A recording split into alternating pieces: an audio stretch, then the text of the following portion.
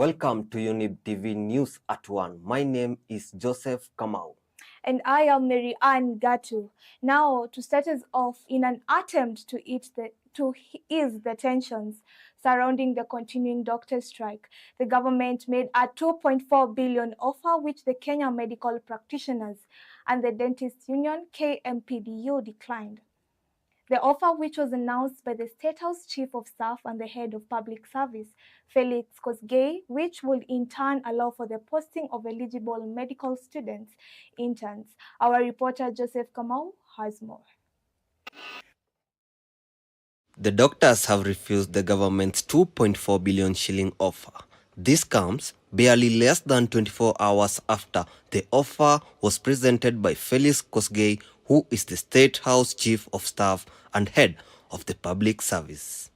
Dr. Mwachi, who is the KMPDU chairman, vetoed the offer, arguing that it has not fully honored the 2017 Collective Bargaining Agreement (CBA), stating that the health workers should have their demands met in total compliance. The doctors of this country did nothing but believed in the promise of their government in 2017, where hence we ended a 100 days strike for the peace of a promissory note. It is time to honor that promise respectfully. We decline these proposals in total. We believe that genuine governments should honor their collective bargaining agreements, he wrote.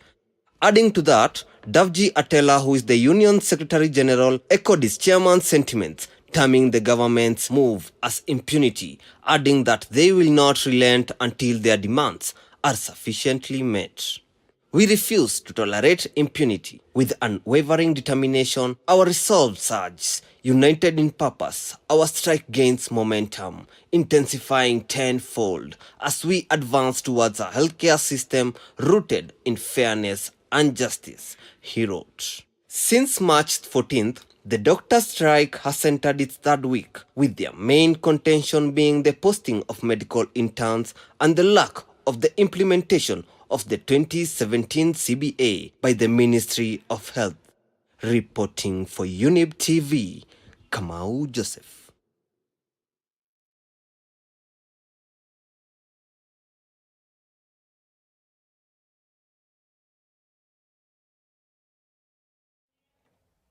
A new command center has been established for Isiolo, Meru, Laikipia, and Samburu counties to curb banditry attacks in affected areas. According to the Inspector General of Police, Japheth Kome, new sophisticated weapons have also been deployed as an extension of the ongoing security operation dubbed Maliza Uhalifu. Tuweke mambo ya mapendeleo kando. Wherever you are, whether from all the way from Turkana down to Baringo, West Pokot, Laikipia, Samburu, you are financing these youths to cause havoc. We are going to deal with you without fear or favor. Juzi tu wamepata magari mapya ambayo inaweza kutembea huko pahali pana shida. Tumenunua bunduki mzito zaidi. Kwa hivyo wana bahati. Either watafute lingine la kufanya, lakini si kusumbua wananchi. Kwa sababu hapo sasa ni kama wanatuambia kwa heri. Ni Wakenya wenzetu, lakini ule mwelekeo wanachukua hatuwezi ruhusu. Mpaka tutumie vifaa zile zote tumepewa na wananchi. Zile vifaa zote tumenunuliwa na wananchi kupambana na hawa. Hawa vijana wamepita kiwango cha kuitwa bandits. They are actually now terrorists. Kwa sababu juzi tu ni jana tumeona wameenda kwa laini ya stima ambayo inapeleka stima kule Ngaratuko. Wanachoma vikingi ya stima. That is economic sabotage. Na haitaruhusiwa. Hatutakubali wachache wanaanza kuumiza wananchi, kufanya nchi yetu, kaunti zetu kama Baringo ama Turkana ionekane is insecure. We can't have tourists, we cannot have investors. The messages, enough is enough. They have crossed the red line. And the truth is, this is now a matter of ruthless, who are ruthless.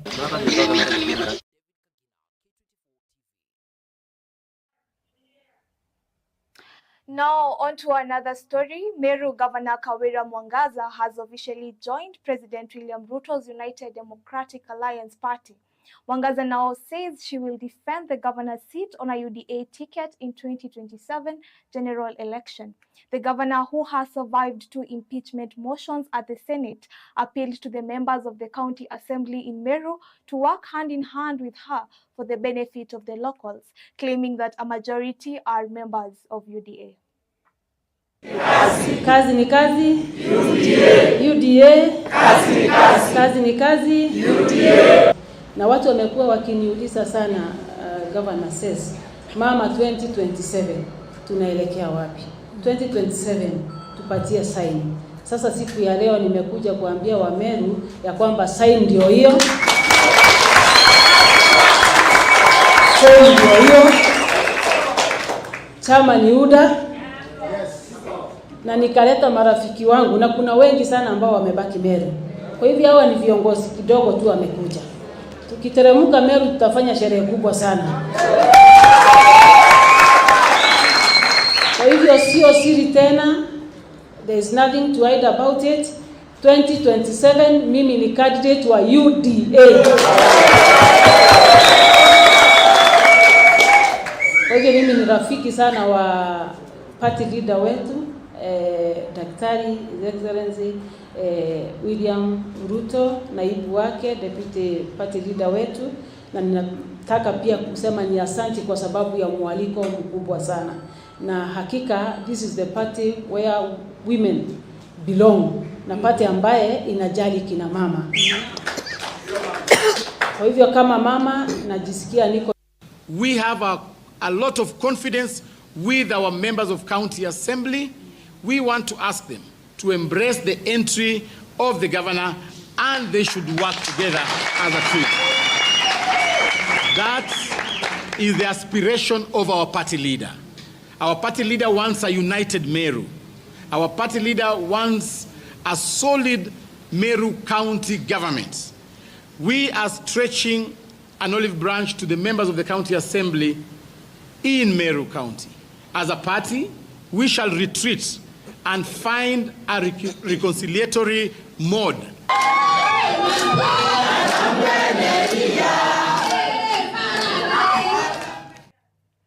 Deputy President Rigathi Gachagua has issued a stern warning to illicit brewers who attack security officers in the ongoing exercise.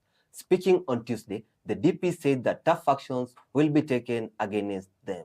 Gachagua was speaking after visiting Juja Police Station OCS Chief Inspector John Misoi, who is receiving treatment at Avenue Hospital in Thika Town following an attack by brewers and sellers of illicit killer alcohol in Kiambu County. Marian Gatu with the report.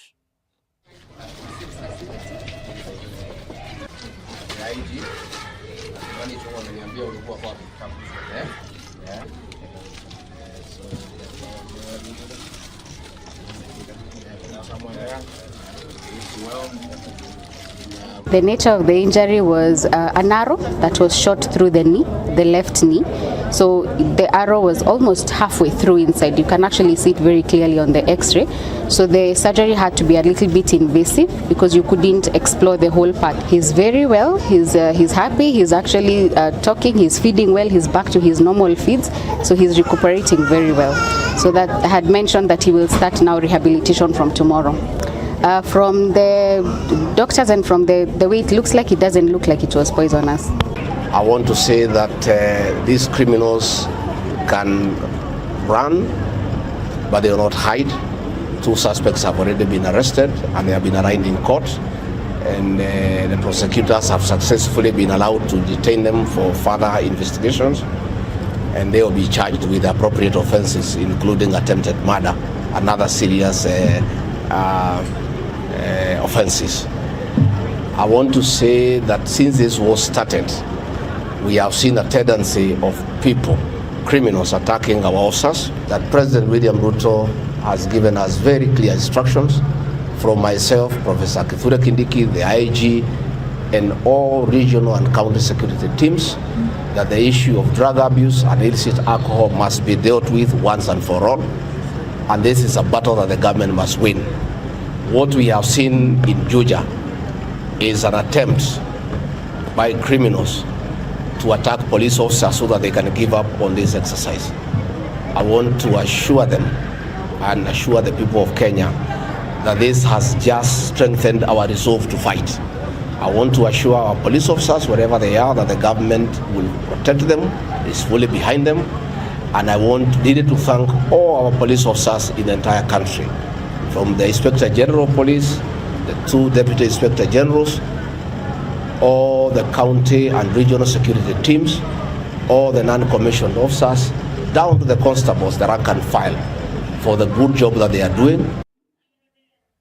Now we are off to a short commercial break. We will be back with more news.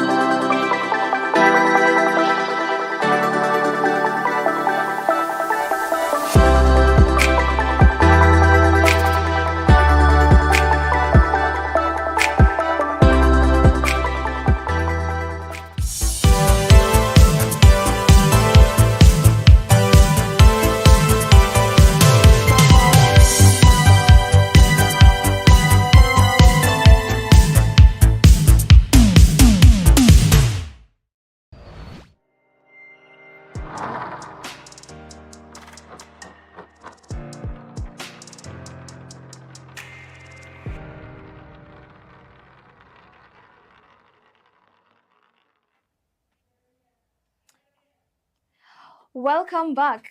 Now, the ODM's Party Central Management Committee has announced that the grassroots elections in the 9 counties will be happening starting from April 27th. Speaking in a meeting chaired by Raila Odinga on Wednesday, they resolved to hold elections in Kwale, Busia, Siaya counties on April 27th. Then a similar exercise in Kajiado, Migori, and Wachera on April 29th. However, April 30, the party will conclude the first phase of the exercise with the elections in Kisii, Vihiga, and Murang'a counties.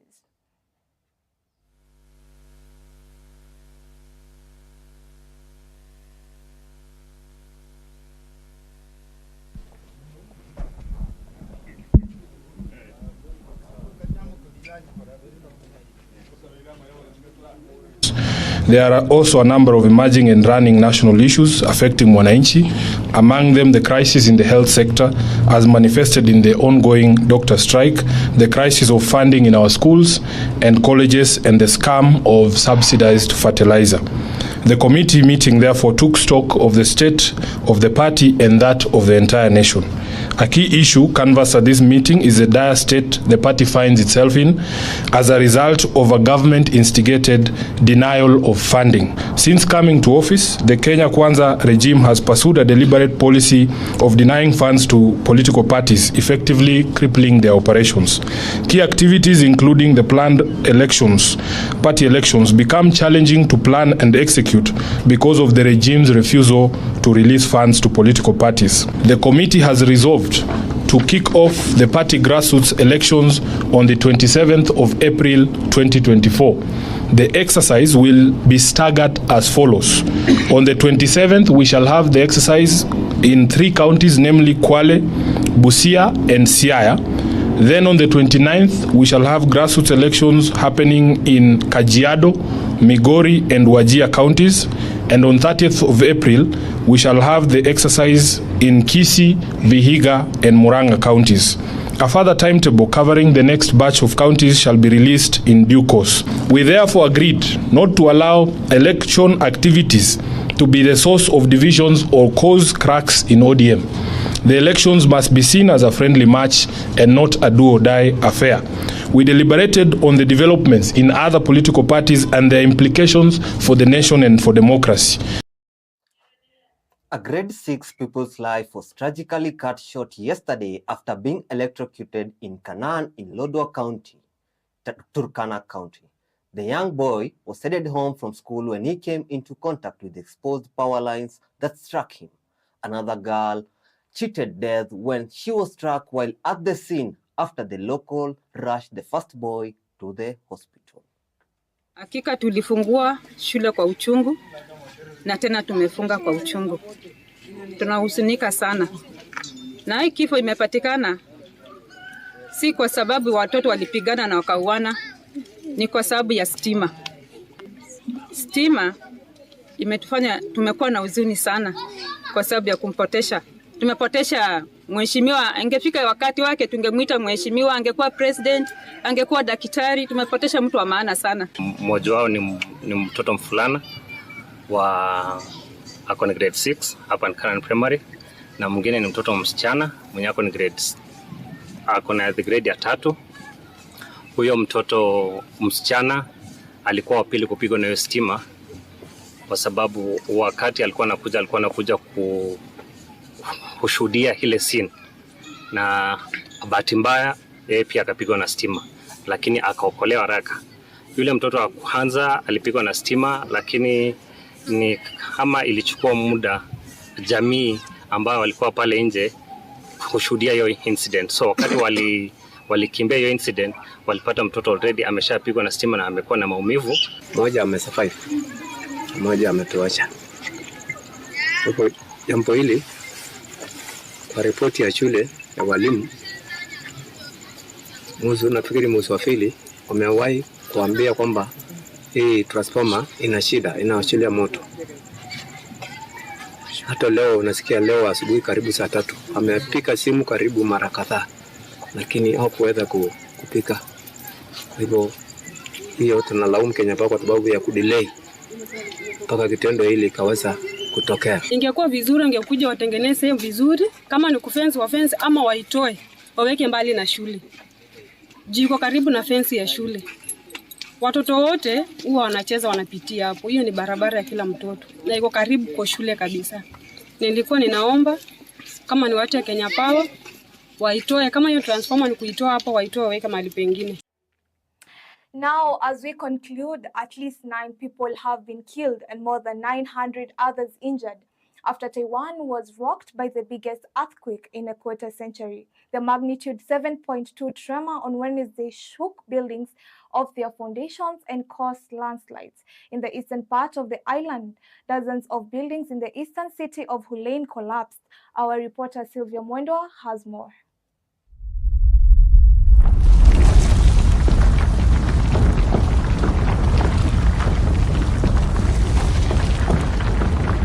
The earthquake that happened today in Taiwan shook buildings off their foundations and caused landslides in the eastern part of the island.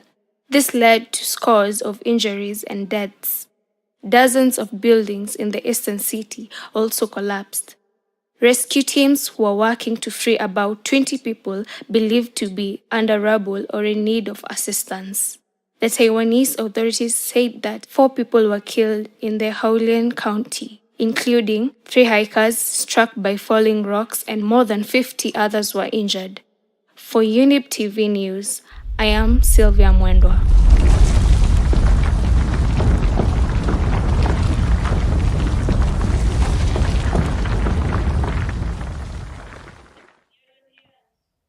Now we've come to the end of our news desk today at 1 p.m. with me, Mary Ann Gatu. And me, Joseph Kamau, and have yourself a lovely day ahead and good afternoon.